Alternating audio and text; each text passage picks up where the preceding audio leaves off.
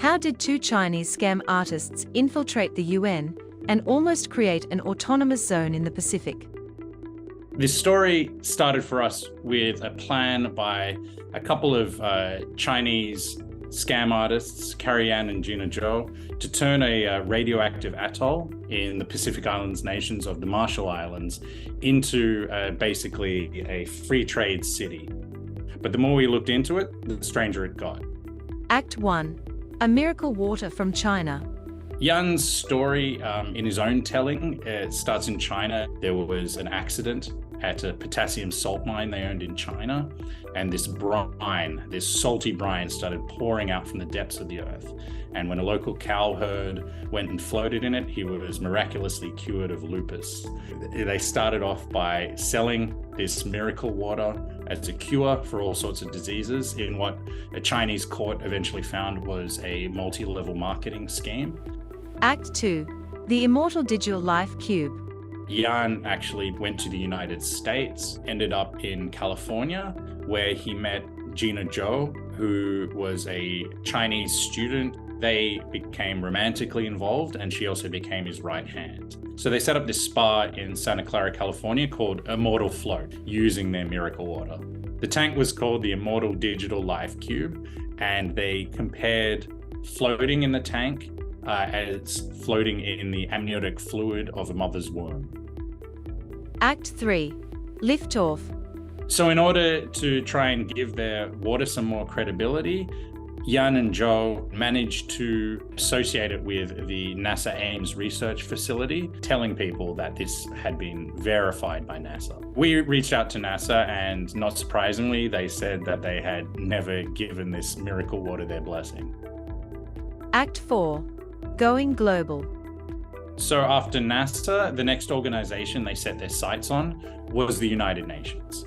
They wanted to use the credibility of the United Nations to sell their miracle water. They paid at least $150,000 to a shadow account run by Ugandan diplomats. They got photos of Ban Ki-moon being handed the water in the UN, looking a little bit bemused about it, and handing it back. Act 5. Making it official.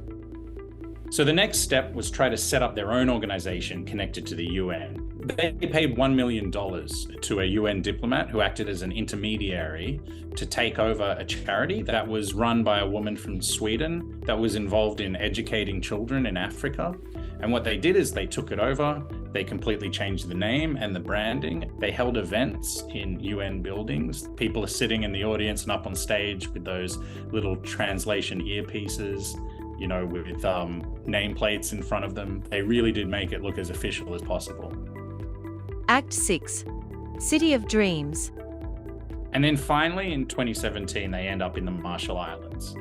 Yan and Zhou's big idea in the Marshall Islands was to turn this irradiated atoll into a big city of artificial islands and free trade areas, high-tech airports, seaports, gambling, crypto, you name it. And two ways that they pushed the plan was, one, they claimed to have this affiliation with the United Nations, and two, they were bribing a lot of politicians in the Marshall Islands.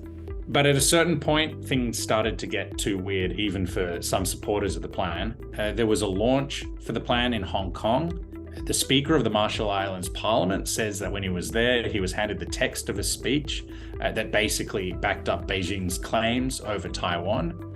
And he started to get suspicious that maybe there was another agenda behind this. Act 7. Downfall. And then the whole plan started to fall apart, because the Swedish woman whose charity in New York was taken over decided that there was really something going wrong, and she spoke to the FBI. The FBI looked at the financials of this charity and found that it was being used to bribe Marshall Islands politicians. And that's a violation of the US Foreign Corrupt Practices Act. Yan and Zhou happened to be in Thailand, so Thai police arrested them on a US warrant. Yan is still in a US prison and is due for release in November. Zhou was released earlier this year and was deported to the Marshall Islands because she has a Marshall Islands passport. What happens next to Yan and Zhou? Pretty soon, we expect that Yan and Zhou will be living freely in the Marshall Islands, where they have citizenship. We spoke to the former president, and she's really concerned about what they might get up to next. Given the kind of odyssey that they were on before this, it could get really interesting.